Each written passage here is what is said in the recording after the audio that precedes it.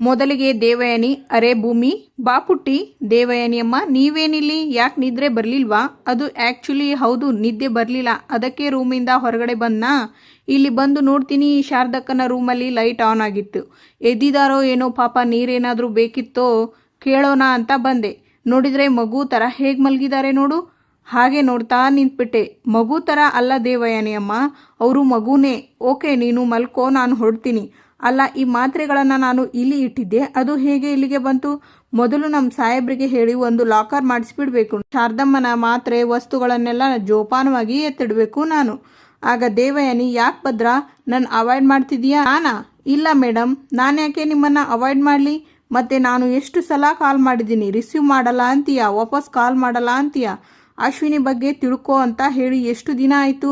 ಏನಾದರೂ ಅಪ್ಡೇಟ್ ಇದೆಯಾ? ಇಷ್ಟು ದಿನಗಳು ಆದಮೇಲೆ ಸಡನ್ನಾಗಿ ಕಾಲ್ ಮಾಡಿಬಿಟ್ಟು ಮೇಡಮ್ ಮೀಟ್ ಮಾಡಬೇಕು, ಅರ್ಜೆಂಟಾಗಿ ಬನ್ನಿ ಅಂದೆ. ಏನಿದ್ರ ಅರ್ಥ? ಮೇಡಮ್ ನೀವು ನನ್ನ ಬಗ್ಗೆ ತಪ್ಪಾಗಿ ತಿಳ್ಕೊಬೇಡಿ ಮೇಡಮ್. ನಾನು ಅವತ್ತಿಂದಾನು ನೀವು ಒಪ್ಪಿಸಿದ ಕೆಲಸದಲ್ಲೇ ಬ್ಯುಸಿಯಾಗಿದ್ದೆ. ನಿಮಗೆ ಕೆಲಸ ಹೇಗೆ ನಡೀತಿದೆ ಅನ್ನೋದಕ್ಕಿಂತ ಕೆಲಸ ಮುಗಿಯೋದು ಮುಖ್ಯ ಅಲ್ಲ ಮೇಡಮ್. ನೀವು ಯಾವಾಗ್ಲೂ ರಿಸಲ್ಟ್ ಕೇಳ್ತೀರಾ ಅಂತ ನನಗೆ ತುಂಬ ಚೆನ್ನಾಗಿ ಗೊತ್ತು ಮೇಡಮ್, ಅದಕ್ಕೆ ಲೇಟ್ ಆಯಿತು. ಬಟ್ ನಾನು ಯಾವತ್ತಾದರೂ ಕಾಲ್ ಮಾಡಿದ ತಕ್ಷಣ ನೀನು ರಿಸೀವ್ ಮಾಡಬೇಕು ಅಷ್ಟೇ. Okay madam, sorry madam, it's okay. ಈಗ ಹೇಳು ಮೇಡಮ್, ಆ ಅಶ್ವಿನಿನ ನನಗೆ ಇಂಟ್ರಡ್ಯೂಸ್ ಮಾಡಿಸಿದ್ದು ಬಾಂಬೆ ಡಾನ್. ತುಂಬ ನಂಬಿಗಸ್ತ ಹುಡುಗಿ, ನೀನು ಹೇಳಿದ ಕೆಲಸನೆಲ್ಲ ತುಂಬ ಚೆನ್ನಾಗಿ ಮಾಡ್ತಾಳೆ ಅಂದ್ಬಿಟ್ಟು ಹೇಳಿದ್ದ. ಆಮೇಲೆ ಹೋಗ್ತಾ ಹೋಗ್ತಾ ಅವಳನ್ನು ಮೇಡಮ್ ಅಂತ ಕರಿಬೇಕು ಅಂತ ಆರ್ಡರ್ ಮಾಡಿಬಿಟ್ಲು. ಆಗ ಯಾಕೆ ಅಂದ್ಬಿಟ್ಟು ನನಗೆ ಅರ್ಥ ಆಗಲಿಲ್ಲ. ಆದರೆ ಈಗ ತುಂಬ ಚೆನ್ನಾಗಿ ಅರ್ಥ ಆಗ್ತಿದೆ ಮೇಡಮ್. ಆ ಅಶ್ವಿನಿ ಅವರ ಅಪ್ಪ ನನಗೆ ಇಂಟ್ರೊಡ್ಯೂಸ್ ಮಾಡಿಸಿದ ಡಾನ್ಗೆ ಬಾಸ್. ಮೇಡಮ್, ಯಾರ ಆ ಬಾಸ್? ಅಶ್ವಿನಿ ರಾಣನ ಮಗಳ? ಹೌದು ಮೇಡಮ್, ಈಗ ಅರ್ಥ ಆಗ್ತಿದೆ. ಅಲ್ಲ, ಇವಳು ರಾಣ ಮಗಳು ಆಗಿದ್ದು ನಾನು ಕೊಡೋ 4 ಕಾಸಿಗೆ ಮನಸ್ವಿನಿಯಾಗಿ ನಮ್ಮನೆಗೆ ಮಾಡೋಕೆ ಯಾಕೆ ಬಂದ್ಲು ಅನ್ನೋದೇ ಗೊತ್ತಾಗ್ತಿಲ್ವಲ್ಲ. ನನಗೆ ಅರ್ಥ ಆಗ್ತಿಲ್ಲ ಮೇಡಮ್. ಹಾಗಾದರೆ ಈ ರಾಣನ ಮಗಳ ಬಗ್ಗೆ ನಾನು ತಿಳ್ಕೊಳ್ಳೋದು ಇನ್ನೂ ತುಂಬಾ ಇದೆ. ತಿಳ್ಕೊತೀನಿ, ಅವಳ ಹತ್ಕಾನೇ ತೆಗಿತೀನಿ. ಭದ್ರಾ, ನಿನಗೆ ಇನ್ನೊಂದು ಕೆಲಸ ಹೇಳ್ತೀನಿ, ಹೇಳಿ ಮೇಡಮ್. ಅರ್ಥ ಆಯ್ತಾ? ರಾಣನ್ ಮಗಳ ಅಜಿತ್ ಭೂಮಿ ಎದುರು ಬದ್ರು ಆಗ್ತಾರೆ. ಆಗ ಅಜಿತ್ ಮನಸ್ಸಲ್ಲಿ, ಸಾರಿ ಭೂಮಿ, ತಪ್ಪೇ ಮಾಡದೇ ಇರೋ ನಿನಗೆ ತುಂಬ ನೋವು ಮಾಡ್ತಿದ್ದೀನಿ. ಈಗ ಇದನ್ನು ಬಿಟ್ಟು ನನಗೆ ಬೇರೆ ದಾರಿ ಇಲ್ಲ. ಪ್ಲೀಸ್ ಇದನ್ನು 1 ವಾರ ಸಹಿಸ್ಕೊಂಡ್ಬಿಡು. ಆಗ ಭೂಮಿ ಮನಸ್ಸಲ್ಲಿ, ನಿಮ್ಮ ಮನಸ್ಸಿಗೆ ಸಹಿಸ್ಕೋಕಾಗದೇ ಇರುವಂಥ ತಪ್ಪು ನಾನು ಏನು ಮಾಡಿದೆ ಸಾಹೇಬ್ರೆ? ಯಾಕೆ ಹೀಗೆ ನಡ್ಕೋತಿದ್ದೀರಾ? ನನಗೆ ಉಸಿರು ಕಟ್ಟಿದ ಹಾಗೆ ಆಗ್ತಿದೆ ಗೊತ್ತಾ ನಿಮಗೆ? ನನ್ನ ಹೆಂಡತಿ ಅಂತ ಹೇಳಿಕೊಳ್ಳುವುದಕ್ಕೆ ನನ್ನ ನಾಲಿಗೆ ತುದಿಗಾಲಲ್ಲಿ ನಿಂತಿದೆ ಭೂಮಿ. ಆದರೆ ನಿನ್ನ ಹೃದಯದಲ್ಲಿ ನನಗೆ ಗಂಡನ ಜಾಗ ಇದೆಯೋ ಇಲ್ಲವೋ ಅಂತ ಗೊತ್ತಿಲ್ಲ. ಕೊನೆ ಪಕ್ಷ ನೀನು ಕೊಟ್ಟ ಸ್ನೇಹಿತನ ಪಟ್ಟನಾದರೂ ಉಳಿಸ್ಕೊಳ್ಳೋ ಪ್ರಯತ್ನ ಪಡ್ತಿದ್ದೀನಿ. ನಾನು ನಿಮಗೆ ಗಂಡನ ಸ್ಥಾನ ಕೊಟ್ಟಾಗಿದೆ ಸಾಹೇಬ್ರೆ. ಆ ಸಲುಗೆಯಲ್ಲಿ ನೀವು ಏನಂದ್ರೂ ನನಗೆ ನೋವಾಗಲ್ಲ. ಆದರೆ ನನ್ನ ಪ್ರೀತಿನ ನಿಮಗೆ ಅರ್ಥ ಮಾಡಿಸೋಕೆ ಆಗ್ತಿಲ್ವಲ್ಲ ಅಂತ ನನ್ನ ಬಗ್ಗೆ ನನಗೆ ಬೇಜಾರಾಗ್ತಿದೆ ಸಾಹೇಬ್ರೆ. ಏನಾದರೂ ಬೇಕಿತ್ತಾ ಸಾಹೇಬ್ರೆ? ನೀನೇ ಬೇಕು ಭೂಮಿ ಅಂತಾರೆ ಅಜಿತ್ ಮನಸ್ಸಲ್ಲಿ. ಯಾಕೆ ಸಾಹೇಬ್ರೆ, ನಿದ್ರೆ ಬರಲಿಲ್ವಾ? ಹಾಗೇನಿಲ್ಲ, ಸ್ವಲ್ಪ ನೀರು ಬೇಕಿತ್ತು, ನಾನು ಹೋಗಿ ಈಗಲೇ ತಗೊಂಡು ಬರ್ತೀನಿ. ಬೇಡ, ಇಷ್ಟು ದಿನ ನನಗೆ ಏನು ಬೇಕು ಬೇಡ ಅನ್ನೋದನ್ನೆಲ್ಲ ನಾನು ಕೇಳದೇನೆ ನೋಡ್ಕೊಂಡಿದೀಯಾ. ಹೇಗಿದ್ರೂ ನೀನು ಈ ಮನೆನ ಬಿಟ್ಟು ಹೋಗೋ ದಿನ ಬಂದೇ ಬಿಡ್ತು ಭೂಮಿ. ಇನ್ನೊಂದು ಸ್ವಲ್ಪ ದಿನಗಳಲ್ಲಿ ಈ ಮನೆ ಬಿಟ್ಟು ಹೋಗೋಳು. ಮೇಲೆ ಇದನ್ನೆಲ್ಲ ನನಗೆ ನಾನೇ ಮಾಡ್ಕೋಬೇಕು. ಈಗಲಿಂದಾನೇ ಅಭ್ಯಾಸ ಮಾಡ್ಕೊಂಡಂಗೆ ಇರುತ್ತೆ. ನನಗೆ ನಿಮ್ಮನ್ನು ಬಿಟ್ಟು ಹೋಗೋಕೆ ಇಷ್ಟ ಇಲ್ಲ ಸಾಹೇಬ್ರೆ. ಏನಾದರೂ ಹೇಳಿದೀಯಾ ಸಾಹೇಬ್ರೆ? ಏನಾದರೂ ಕೇಳಿಸ್ತಾ ನಿಮಗೆ? ನನ್ನಿಂದ ಬಿಡುಗಡೆ ಆಗುವಂಥ ದಿನ ಯಾವಾಗ ಬರುತ್ತೋ ಅಂತ ಅಂದ್ಯಾ? ನಿಮಗೂ ಅಷ್ಟೇ ಅಲ್ವಾ ಸಾಹೇಬ್ರೆ? ನನ್ನಿಂದ ಯಾವಾಗ ಮುಕ್ತಿ ಸಿಗುತ್ತೆ ಅಂತ ಕಾಯ್ತಾ ಇದ್ದೀರಾ ಅನಿಸುತ್ತೆ. ಆಗ ದೇವಯಾನಿ, ಅಶ್ವಿನಿ ಬಂದಿರೋದು ಹಣದಾಸೆಗೆ ಅಂತ ಅಂದ್ಕೊಂಡಿದ್ದೆ, ಆದರೆ ಈಗ ಅದಕ್ಕಲ್ಲ ಅನ್ನೋದು ಗೊತ್ತಾಗಿದೆ. ಹಾಗಾದರೆ ಅವಳು ಬಂದಿರೋ ಉದ್ದೇಶ ಏನು? ಮೊದಲು ಅದನ್ನು ಪತ್ತೆ ಮಾಡಬೇಕು. ಅವಳು ನಮ್ಮ ಕೈ ಮೀರಿ ಹೋದರೆ ಆಮೇಲೆ ಅವಳನ್ನು ಹಿಡಿಯೋದು ತುಂಬ ಕಷ್ಟ ಆಗುತ್ತೆ. ನೀನು ಯಾವಾಗ ಇಷ್ಟೊಂದು ಕೇರ್ಲೆಸ್ ಆಗಿಬಿಟ್ಟೆ ಮಾಮ್? ಅಲ್ಲ, ಅವಳನ್ನು ಈ ಮನೆಗೆ ಕರ್ಸೋಕ್ಕಿಂತ ಮುಂಚೆ ಅವಳು ಯಾರು, ಏನು, ಎತ್ತ, ಅವಳು ಬ್ಯಾಕ್ಗ್ರೌಂಡ್ ಏನು ಅಂತ ಚೆಕ್ ಮಾಡಬೇಕಲ್ವಾ ಮಾಮ್? ಅವಳು ಆ ರಾಣ ಮಗಳು. ಅವನು ಎಂಥ ದೊಡ್ಡ ಕ್ರಿಮಿನಲ್ ಅಂತ ನಮಗೆ ಗೊತ್ತು ಮಾಮ್. ಇವಳು ಅವನ ಮಗಳು, ಅವನದು ಅಪ್ಡೇಟ್ ವರ್ಷನ್ ಆಗಿರ್ತಾಳೆ. ಇಂಥವಳ ಮುಂದೆ ನಾವು ಬಾಲ ಬಿಚ್ಚಿದರೆ ನಮ್ಮ ತಲೆಗಳು ತೆಗಿಯೋಕೆ ಹೇಸಲ್ಲ ಅವಳು. Baby relax. ಅವರು ಎಲ್ಲ ದೊಡ್ಡ ಕ್ರಿಮಿನಲ್ಸ್ ಡೇಂಜರಸ್ ಆಗಿರಬಹುದು, ಆದರೆ ಅವರನ್ನು ನೋಡಿ ನಾವ್ಯಾಕೆ ಹೆದರ್ಕೋಬೇಕು? ನಮ್ಮ ತಂಟೆಗೆ ಬರೋರನ್ನ ನಾನಂತೂ ಸುಮ್ಮನೆ ಬಿಡಲ್ಲ. ಶ್ರವಣ್ ಸಂಸಾರನ ನಿರ್ನಾಮ ಮಾಡಬೇಕು ಅಂತ ಪನ ತೊಟ್ಟಾಗಿಂದ ರಾಣ ಅಂತ ಎಷ್ಟೋ ಜನನ ನಾನು ಸಮಾಧಿ ಮಾಡಿಲ್ಲ. ಅಂಥದ್ರಲ್ಲಿ ಈ ಅಶ್ವಿನಿ ಈಗ ಬಂದಿರೋಳು. ಅವಳಿಗೆ ಕೆಡ್ಡ ತೋಡೋಕೆ ಕಷ್ಟ ಏನೂ ಆಗಲ್ಲ ಬಿಡು. ಬಟ್ ಅವಳನ್ನು ಕೆಳಗೆ ಬೀಳ್ಸೋಕೆ ಇನ್ನೊಂದಷ್ಟು ಸ್ಟ್ರಾಂಗ್ ಆಗಿರೋ ಸಾಕ್ಷಿಗಳು ಬೇಕಾಗುತ್ತೆ ಅಷ್ಟೇ.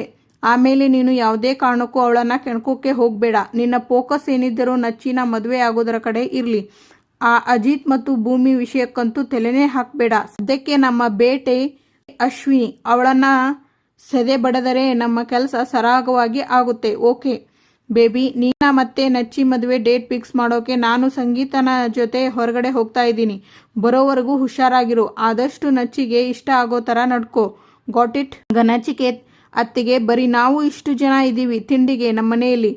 ಎಲ್ಲಿ ಶಾರದಾ ಅತ್ತೆ ಮತ್ತು ಭಾಗ್ಯಮ್ಮ? ಆಗ ಭೂಮಿ, ಭಾಗ್ಯಮ್ಮ ಶಾರದಾ ಅಮ್ಮ ಇಬ್ಬರು ತಿಂಡಿ ತಿಂದು ಮಾತ್ರೆ ನುಂಗಿ ರೆಸ್ಟ್ ಮಾಡ್ತಾ ಇದ್ದಾರೆ. ಆಗ ಅಜಿತ್, ಮಾವ ಮತ್ತೆ ಅಮ್ಮ ಎಲ್ಲೋ ಬೆಳಗ್ಗೆಯಿಂದ ಕಾಣಿಸ್ತಾನೇ ಇಲ್ಲ. ಆಗ ಅಂಜು, ಅದು ನಂದು ಮತ್ತು ನಚ್ಚಿದು ಮದುವೆ ಡೇಟ್ ಫಿಕ್ಸ್ ಮಾಡ್ಕೊಂಡು ಬರೋಕೆ ಅಂತ ಗುರುಗಳ ಹತ್ರ ಹೋಗಿದ್ದಾರೆ. ಹೌದು. ಆಗ ನಚಿಕೇತ್, ನಂದು ಮತ್ತು ಅಂಜುದು ಮದುವೆ ಡೇಟ್ ಫಿಕ್ಸ್ ಮಾಡೋಕೆ ಗುರುಗಳ ಹತ್ರ ಹೋಗಿದ್ದಾರೆ ಅಂತ ಕಾಲೆಳಿತಾರೆ ಅಂಜುದು. ಸಾಹೇಬ್ರೆ ಕೂತ್ಕೊಳ್ಳಿ, ತಿಂಡಿ ಬಡಿಸ್ತೀನಿ. ಆಗ ಅಂಜು, ಓ ಬಂದ್ರಲ್ಲ.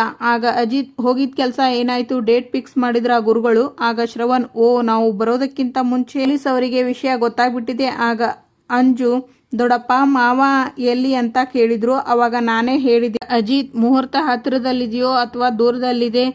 ಹತ್ತಿರದಲ್ಲಿ ಇದ್ರೆ ತುಂಬಾ ಒಳ್ಳೆಯದು. ಆಗ ಶ್ರವಣ್, ಅಂಜು ನಚ್ಚಿ ಜಾತಕದ ಪ್ರಕಾರ ರಾಮನವಮಿ ದಿನ ಒಳ್ಳೆ ಮುಹೂರ್ತ ಇದೆ ಅಂತೆ. ಅದು ಬಿಟ್ಟರೆ ನವಮಿ ಆದ್ಮೇಲೆ ಇನ್ನೊಂದು ವಾರಕ್ಕೆ ಒಳ್ಳೆ ಮುಹೂರ್ತ ಇದೆ ಅಂತ ಹೇಳಿದ್ರು. ನೇರವಾಗಿ ಯಾವುದು ಅಂತ ನಾವೇ ಡಿಸೈಡ್ ಮಾಡಬೇಕು ಅಷ್ಟೇ. ಆಗ ದೇವಯ್ಯ, ಭಾವ ದೂರದವರೆಗೂ ಕಾಯೋದು ಯಾಕೆ? ರಾಮನವಮಿ ದಿವಸನೇ ಅಂಜು ಮತ್ತೆ ನಚ್ಚಿ ಮದುವೆನ ಮಾಡಿ ಮುಗಿಸೋಣ್ವಾ? ಆಗ ಅಶ್ವಿನಿ, ಅಯ್ಯೋ ಚಿಕ್ಕಮ್ಮ, ರಾಮನವಮಿ ಏನು ತುಂಬ ದೂರ ಇಲ್ವಲ್ಲ, ಅಷ್ಟು ಬೇಗ ಮದುವೆ ತಯಾರಿ ಎಲ್ಲ ಮಾಡ್ಕೊಳ್ಳೋದು ಕಷ್ಟ ಆಗಬಹುದೇನೋ. ನವಮಿ ಮುಗಿದ ಮೇಲೆ 1 ವಾರಕ್ಕೆ ಇನ್ನೊಂದು ಮುಹೂರ್ತ ಇದೆ ಅಂತ ಹೇಳಿದ್ರಲ್ಲ, ಅದರಲ್ಲಿ ಮದುವೆ ತೆಗೋಬಹುದಲ್ವಾ? ಆಗ ದೇವಯಾನಿ, 2ನೇ ಮುಹೂರ್ತದಲ್ಲಿ ನೀನು ಮದುವೆ ಆಗಬೇಕು ಇದೆಯೋ ಹೇಗೆ?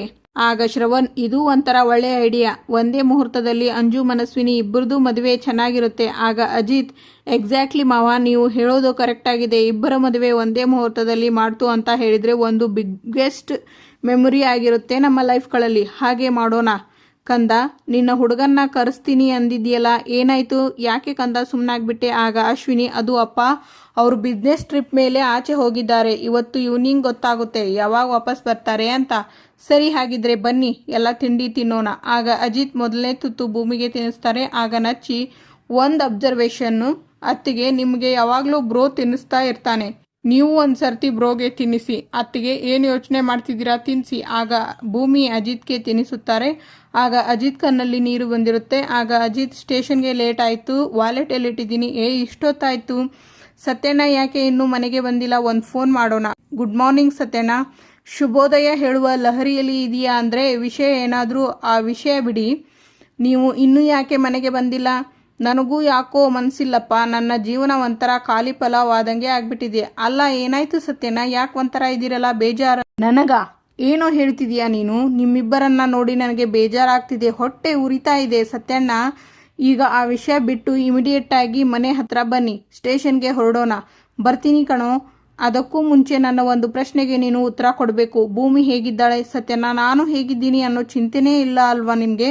ಅಲ್ಲಪ್ಪ, ನಿನ್ನ ಅವಸ್ಥೆ ನಾ ಸಂಜೆನೇ ನೋಡಿದ್ನಲ್ಲ, ಅದನ್ನು ಮತ್ತೆ ಮತ್ತೆ ಕೆದಕಿ ಕೇಳಿ ನಿಂಗೆ ಯಾಕಪ್ಪ ಬೇಜಾರು ಮಾಡಲಿ? ನೀನು ಭೂಮಿನ ನೋಯಿಸಬೇಕು ಅಂತಾನೇ ತಾನೇ ಸಕಲ ಸಿದ್ಧತೆಯಿಂದ ರಾತ್ರಿ ಮನೆಗೆ ಹೋಗಿದ್ದು. ಅದಕ್ಕೆ ನಾನು ಅವಳ ಬಗ್ಗೆ ಕೇಳಿದ್ದು. ಹೇಳು, ಏನಾಯಿತು? ಹೇಗಿದ್ದಾಳೆ ನನ್ನ ತಂಗಿ? ನಿಮ್ಮ ತಂಗಿ ಬಗ್ಗೆ ಏನು ಅಂತ ಹೇಳೋದು ಸತ್ಯನಾ? ಹೆಣ್ಣು ಮಕ್ಕಳಿಗೆ ಭೂಮಿಯಷ್ಟು ತಾಳ್ಮೆ ಸಮಾಧಾನ ಇರಬೇಕು. 4 ಗೋಡೆ ಮಧ್ಯೆ ಆಗಿದ್ದನ್ನು ಹೊರಗಡೆ ಯಾರ ಹತ್ರನೂ ಬಿಟ್ಕೊಡ್ಬಾರ್ದು ಅಂತ ಕೇಳಿದ್ದೆ. ಅದೆಲ್ಲದಕ್ಕೂ ಒಳ್ಳೆ ಉದಾಹರಣೆ ಅಂದರೆ ನನ್ನ ಭೂಮಿ. ಅಷ್ಟು ಒಳ್ಳೆಯ ಹುಡುಗಿನ, ಇನ್ಫ್ಯಾಕ್ಟ್ ಭೂಮಿಯಷ್ಟು ಒಳ್ಳೆ ವ್ಯಕ್ತಿತ್ವ ಇರುವಂಥ ಹುಡುಗಿನ ನಾನು ನೋಡೇ ಇಲ್ಲ ಸತ್ಯನ. ರಾತ್ರಿ ಅಷ್ಟು ಜೋರಾಗಿ ಕೂಗಾಡಿದ್ರು, ರೇಗಾಡಿದ್ರು, ಅದನ್ನು ಮನೆಯವರ ಮುಂದೆ ಒಂದೇ 1% ತೋರಿಸ್ಕೊಳ್ದೆ ಎಲ್ಲ ನಾರ್ಮಲ್ ಅನ್ನೋ ಥರ ಮ್ಯಾನೇಜ್ ಮಾಡಿಬಿಟ್ಲು ಸತ್ಯನ. ಅಲ್ಲ ಕಣಪ್ಪ, ಭೂಮಿ ನಿನ್ನನ್ನು ಬಿಟ್ಟು ಹೋಗ್ತಾಳೆ ಅಂತ ಗೊತ್ತಾದ ಮೇಲೂ ಅವಳು ಮನೆಯವರ ಮುಂದೆ ಎಲ್ಲ ಯಾಕೆ ಮ್ಯಾನೇಜ್ ಮಾಡಿದ್ಲು ಅಂತ ಸ್ವಲ್ಪ ನೀನು ಆಳವಾಗಿ ಯೋಚನೆ ಮಾಡು. ಅಲ್ಲಿಗೆ ಅವಳಿಗೆ ನಿನ್ನ ಮೇಲೆ. ಆಗ ಭೂಮಿ ರೂಮ್ಗೆ ಬರ್ತಾರೆ. ಸತ್ಯಣ್ಣ, ನಾನು ಸ್ಟೇಷನಲ್ಲಿ ಸಿಗ್ತೀನಿ. ಸಾಹೇಬ್ರೆ, ನಾನು ನಿಮ್ಮ ಹತ್ರ ಏನೋ ವಿಷಯ ಕೇಳಬೇಕಿತ್ತು, ಅಲ್ಲ ಹೇಳಬೇಕಿತ್ತು. ನೀವು ಯಾವುದೇ ರೀತಿ ಟೆನ್ಷನಲ್ಲಿ ಇಲ್ಲ ತಾನೇ? ಒಂದು ವೇಳೆ ಏನಾದರೂ ಇದ್ದರೆ ಹೇಳಿ, ನಾನೇನೂ ಮಾತಾಡಲ್ಲ, ಹೊರಟೋಗ್ತೀನಿ. ಟೆನ್ಷನ್ ಏನೂ ಇಲ್ಲ. ಏನು ಹೇಳಬೇಕು ಅಂತಿದೆಯೋ ಅದನ್ನು ಹೇಳ್ಕೊ. ಸುಮ್ಮನೆ ಮನಸ್ಸಲ್ಲಿ ಇಟ್ಕೊಂಡು ಕೊರಗಬೇಡ. ಅಂದರೆ ಯಾವುದೋ ವಿಷಯನ ನಾನು ಮನಸ್ಸಲ್ಲಿ ಇಟ್ಕೊಂಡಿದ್ದೀನಿ ಅನ್ನೋದು ನಿಮಗೆ ಗೊತ್ತಾಯ್ತಲ್ಲ, ನನಗೆ ಖುಷಿ ಆಯಿತು ಸಾಹೇಬ್ರೆ. ಈಗ ನಾನು ಹೇಳುವ ವಿಷಯ ಕೇಳಿ ನೀವು ಬೇಜಾರು ಮಾಡ್ಕೋಬಾರ್ದು. ಅಂಜು ಮತ್ತು ಮೈದು ಮದುವೆಗೆ ಹತ್ತತ್ರ ಇನ್ನೂ 1 ತಿಂಗಳು ಇದೆ. ಹೌದು, ಅದಕ್ಕೇನೀಗ? ಆದರೆ ಸಾಹೇಬ್ರೆ, ನಮ್ಮ ಒಪ್ಪಂದ ಮುಗಿಯೋದಕ್ಕೆ ಇನ್ನು 1 ವಾರ ಅಷ್ಟೇ ಇರೋದು, ಅಷ್ಟೇ ತಾನೇ? ಅರ್ಥ ಆಯಿತು ಬಿಡು. ನಿನಗೆ ನೆಚ್ಚಿ ಮದುವೆಯವರೆಗೂ ಇದ್ದು ಅದಾದಮೇಲೆ ಹೋಗೋ ಆಸೆ ಅಲ್ವಾ? ಸರಿ, ಯಾಕೆ ಇನ್ನೂ ಮಾತಾಡ್ತಿಲ್ಲ? ಓಹೋ, ಇನ್ನೂ 1 ತಿಂಗಳು ನನ್ನ ಜೊತೆ ಹೇಗಪ್ಪ ಇರೋದು ಅಂತ ಯೋಚನೆ ಮಾಡ್ತಿದೀಯಾ? ಅಯ್ಯೋಯ್ಯೋ ಇಲ್ಲ ಸಾಹೇಬ್ರೆ, ನಾನು ಯೋಚನೆ ಮಾಡ್ತಾ ಇದ್ದಿದ್ದು ನನ್ನ ಮೈದು ಮದುವೆಗಿಂತ ಮುಂಚೆ ನಾನು ಮನೆ ಬಿಟ್ಟು ಹೋಗ್ಬಿಟ್ರೆ ಮನೆಯವರ ಹತ್ರ, ಸಂಬಂಧಿಕರ ಹತ್ರ ನೀವು ಏನು ಉತ್ತರ ಕೊಡ್ತೀರಾ ಅಂತ ಚಿಂತೆ ಮಾಡ್ತಿದ್ದೆ ಅಷ್ಟೇ. ಅದರ ಅವಶ್ಯಕತೆ ಇಲ್ಲ ಭೂಮಿ. ನೀನು ಅದರ ಬಗ್ಗೆ ಯೋಚನೆ ಮಾಡಬೇಡ. ಅದನ್ನು ಹ್ಯಾಂಡಲ್ ಮಾಡೋದು ಹೇಗೆ ಅಂತ ನಾನು ನೋಡ್ಕೋತೀನಿ. ಬಿಟ್ಟು ಹೋಗೋರಿಗೆ ರಸ್ತೆ ಮೇಲೆ ಕಣ್ಣಂತೆ. ನೀನು ಹೋಗೋದಕ್ಕೆ ಎಲ್ಲ ತಯಾರಿ ಮಾಡ್ಕೋ. ಮನೆಯವ್ರಿಗೆ ಏನು ಹೇಳಬೇಕು ಅನ್ನೋದು ನನ್ನ ತಲೆನೋವು. ಅದಕ್ಕೆ ನೀನು ತಲೆ ಕೆಡಿಸ್ಕೊಳ್ಳುವ ಅವಶ್ಯಕತೆನೇ ಇಲ್ಲ. ಭೂಮಿ, ಅಮ್ಮ ಟೀ. ಏನು ಭೂಮಿ, ಮಾತ್ರೆ ಹುಷಾರಿಲ್ವಾ? ಅಮ್ಮ, ನಿಮಗೆ ಗೊತ್ತಿಲ್ವಾ ಇಷ್ಟೊತ್ತಿಗೆ ನಾನು ಶಾರದಮ್ಮನಿಗೆ ಮಾತ್ರೆ ಕೊಡ್ತೀನಿ ಅಂತ? ಗೊತ್ತು ಭೂಮಿ, ನಿನ್ನ ಹತ್ರ ಒಂದು ಮುಖ್ಯವಾದ ವಿಷಯ ಮಾತಾಡಬೇಕಾಗಿತ್ತು, ಅದಕ್ಕೆ ಪೀಠಿಕೆ ಅಷ್ಟೇ. ಅಮ್ಮ, ನಿನ್ನ ಮಗಳ ಹತ್ರ ನೀನು ಮಾತಾಡೋದಕ್ಕೆ ಪೀಠಿಕೆ ಹಾಕಬೇಕಾ? ಅದೇನಮ್ಮ ಅಂತ ವಿಷಯ? ಆದರೆ ನೀನು ಈಗ ಸುಳ್ಳು ಹೇಳೋದು ಕಲ್ತಿದೆಯಲ್ಲಮ್ಮ. ನಿನ್ನ ಜೊತೆ ಮಾತಾಡೋದಕ್ಕೆ ನಾನು ಹಿಂದು ಮುಂದು ನೋಡಬೇಕಾಗಿದೆ. ನಾನು ಏನೋ ಪ್ರಶ್ನೆ ಕೇಳೋದು, ನೀನು ಅದಕ್ಕೆ ಸುಳ್ಳು ಹೇಳೋದು. ನನ್ನ ಪ್ರಶ್ನೆನೇ ವ್ಯರ್ಥ ಆಗಲ್ವಾ? ಅಮ್ಮ, ನಿನ್ನ ಹತ್ರ ನಾನು ಸುಳ್ಳು ಹೇಳ್ತೀನಾ? ನಿನ್ನೆ ಅಜಿತ್ ಅವರು ಕೂಗಾಡಿದ್ದು ನಮಗೆ ಎಲ್ಲರಿಗೂ ಕೇಳಿಸ್ತು. ಅದಕ್ಕೆ ನಾನು ನಿಮ್ಮತ್ತೆ ರೂಮಿಗೆ ಬಂದು ಏನಾಯಿತು ಅಂತ ಕೇಳಿದ್ದಕ್ಕೆ ಸಾಹೇಬರು ಸದಾನಂದ ಅವರ ಮೇಲೆ ಕೂಗಾಡಿದ್ರು ಅಂತ ಅಂದೆ. ಅದು ಸುಳ್ಳಲ್ವಾ? ಅಮ್ಮ, ಸುಳ್ಳಲ್ಲ ಅಮ್ಮ, ನಾನು ನಿಜಾನೇ ಹೇಳಿದ್ದು. ನಿಜಕ್ಕೂ ಸಾಹೇಬರು ಸದಾನಂದ ನನಗೆ ರೇಗ್ತಾ ಇದ್ದಿದ್ದು. ನಾನು ನಿಮ್ಮಮ್ಮ ಭೂಮಿ, ನಾನು ಎಷ್ಟು ವರ್ಷ ಸಂಸಾರ ಮಾಡಿಲ್ಲ. ಅಮ್ಮ, ನೀನು ಸುಮ್ಮನೆ ಏನೇನೋ ಯೋಚನೆ ಮಾಡ್ತಿದ್ದೀಯಾ. ನಿಜ ಹೇಳಬೇಕು ಅಂದರೆ ನಾನು ಸಾಹೇಬ್ರು ಇಬ್ಬರು ತುಂಬಾ ಚೆನ್ನಾಗಿದ್ದೀವಿ. ಭೂಮಿ, ನಾನು ಯೋಚನೆ ಮಾಡ್ತೀನಿ, ನೊಂದ್ಕೊತೀನಿ, ಕೊರಗ್ತೀನಿ ಅಂತ ನೀನು ಯೋಚನೆ ಮಾಡ್ತೀಯಾ ಅಲ್ವಾ? ಆದರೆ ನೀನು ಈ ರೀತಿ ಸುಳ್ಳು ಹೇಳೋದ್ರಿಂದ ಭೂಮಿ ನನಗೆ ಬೇಜಾರಾಗೋದು. ಇವತ್ತಿನ ಸಂಚಿಕೆ ಎಲ್ಲಿಗೆ ಮುಕ್ತಾಯವಾಗುತ್ತದೆ. ಮುಂದಿನ ಸಂಚಿಕೆಯಲ್ಲಿ ಲಕ್ಷ್ಮಕ್ಕನ ಕೈಯಲ್ಲಿ ಡೈರಿ ಕೊಡ್ತಾರೆ ಭೂಮಿ. ಆಗ ಲಕ್ಷ್ಮಿ ಅವರು, ಏನಿದು ಭೂಮಿ? ನೋಡಿ ಅಕ್ಕ, ನಿಮಗೆ ಎಲ್ಲ ಅರ್ಥ ಆಗುತ್ತೆ. ನಾನು ಅಜಿತ್ ಸಾಹೇಬ್ರನ್ನ ತುಂಬ ಪ್ರೀತಿಸ್ತಾ ಇದ್ದೀನಿ. ಆಗ ಅಜಿತ್, ಭೂಮಿನ ಬಿಟ್ಟು ಇರೋ ಶಕ್ತಿ ಇಲ್ಲ ಸತ್ಯಣ್ಣ. ಆಗ ಭೂಮಿ, ನನಗೆ ಗೊತ್ತಿಲ್ಲದೆ ನಮ್ಮ ಸಾಹೇಬರು ನನಗೆ ಆವರಿಸ್ಕೊಂಡ್ಬಿಟ್ಟಿದ್ದಾರೆ ಲಕ್ಷ್ಮಕ್ಕ. ಆಗ ಲಕ್ಷ್ಮಿ, ಇದನ್ನು ನೀನು ಅಜಿತ್ ಸಾಹೇಬ್ರ ಹತ್ರ ಹೇಳಿದೀಯಾ ಭೂಮಿ? ಆಗ ಸತ್ಯಣ್ಣ, ನಿಮ್ಮ ಅಣ್ಣನಾಗಿ ಹೋಗಿ ಅವಳ ಹತ್ರ ಹೇಳ್ತೀನಿ, ಅಜಿತ ನಿನ್ನನ್ನು ಆಳವಾಗಿ ಪ್ರೀತಿ ಮಾಡ್ತಿದ್ದಾನೆ ಅಂತ. Thank you for watching.